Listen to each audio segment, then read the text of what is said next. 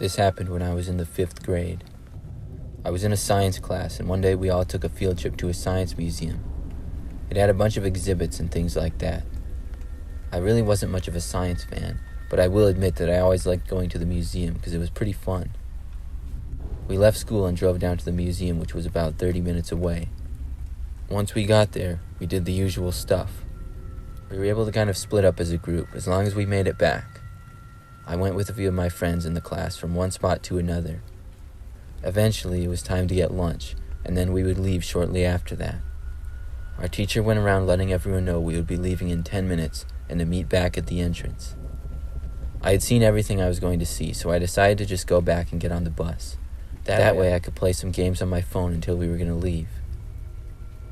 I left the building into the back parking lot where our bus had dropped us off. I got out there and saw a couple of buses. I started to walk over and saw the bus driver wave me over to him. I got on the bus, but as I did, the bus driver stopped me. He told me there would be no phones on the way back. I was pretty upset to hear this, and I didn't understand why, but I gave him my phone and then sat down.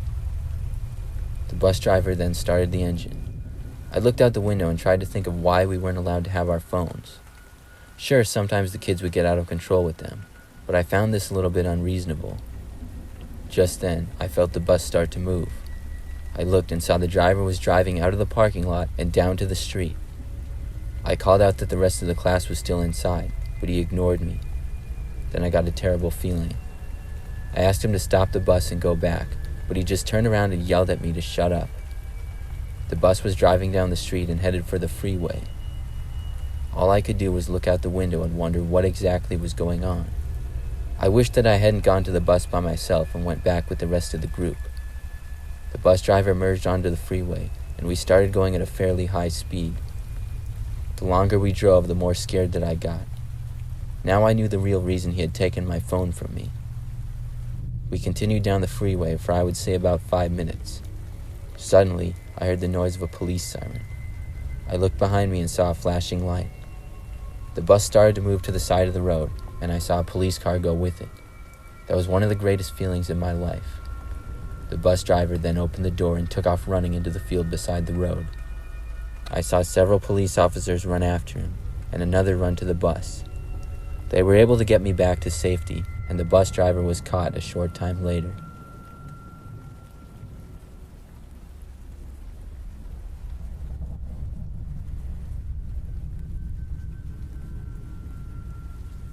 Back when I was a kid, we took a school field trip to the zoo one time.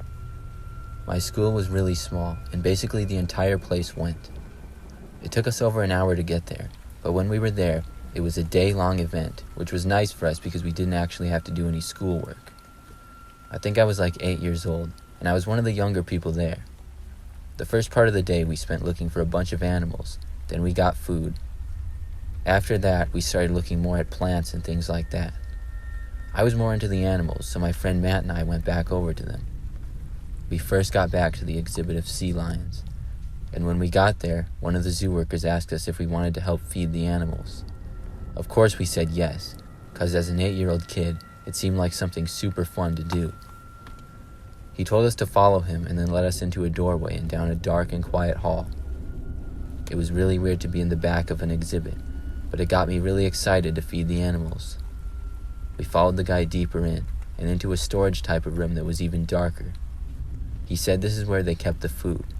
He told us to wait there for a second and left the room. Then we saw the door shut and heard it lock. We immediately knew something was wrong. I went to the door and tried to open it, but it was in fact locked. It was a really strong and thick door, and neither of us would be able to break it. We banged on it, but I don't know how anyone else outside would be able to hear. After a while of that with no response, we decided to examine the room. It was very dark with no apparent lights, and we could barely see. It was probably just about 15 feet by 10 feet, and had basically just junk laying around. It just seemed to be another storage closet. We waited and waited, but of course, the guy never came back, and nobody else did either. This was kind of a long time ago, and neither of us had cell phones we could take out to call anyone or anything like that. We just waited in the dark room for what felt like forever. Occasionally we would yell or bang on the door, but nothing would ever happen. We did this for literally hours. At one point we stopped and actually fell asleep on the floor for some time. Eventually we got back up and went back to banging on the door and yelling. At last, finally, we could barely hear someone from the other side. We both yelled as loud as we possibly could. The door tried to open, but was still locked. Then whoever was there went away. We got really disappointed and thought that was it, until a few minutes later we saw the door open. There was another zoo worker and she asked us how we had gotten in there. We told her the story and she seemed really surprised. By that time we saw that the sun was almost set when we got back into the zoo.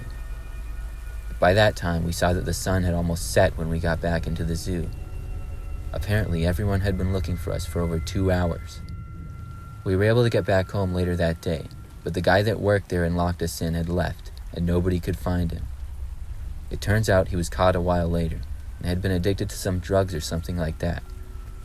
They said he had been acting really strange lately. I really don't know why he locked us in there, but we were very lucky to get out because that closet wasn't really used by the zoo anymore.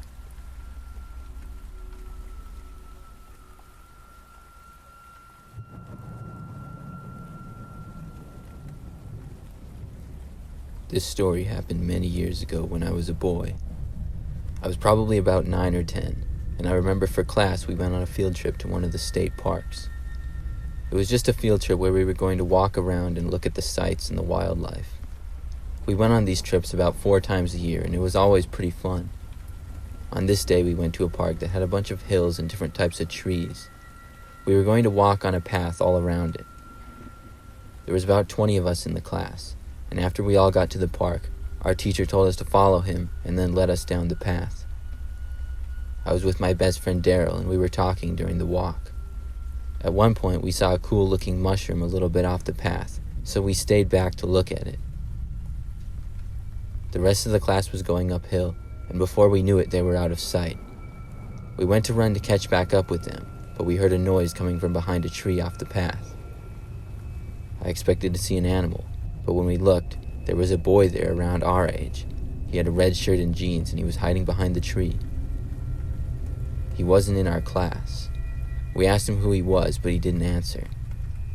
We thought maybe he was with another school field trip over here or something like that. Daryl asked him if he was on a field trip, and the boy stepped out from the tree and said, "No, Daryl." Daryl was really surprised that the kid knew his name, and he asked him how he knew. The boy then looked at me and said my name. It was a little strange, this whole thing, and we said we should all go back with our groups. The boy then went back behind the tree. He was definitely sketchy, but we told him he should come with us because we figured he wasn't supposed to be off the path by himself out here. He didn't come out from behind the tree though, so me and Daryl walked over to him. But when we got behind the tree, the boy wasn't there. It was as if he just vanished into thin air and was gone. Daryl and I looked around for a bit, but then we knew we had to get back to our group, so we ran back. We told our teacher about it, and I know we ended up telling people who worked at the park about the kid, but I never heard anything about it after that. Daryl and I still talk about it sometimes to this day.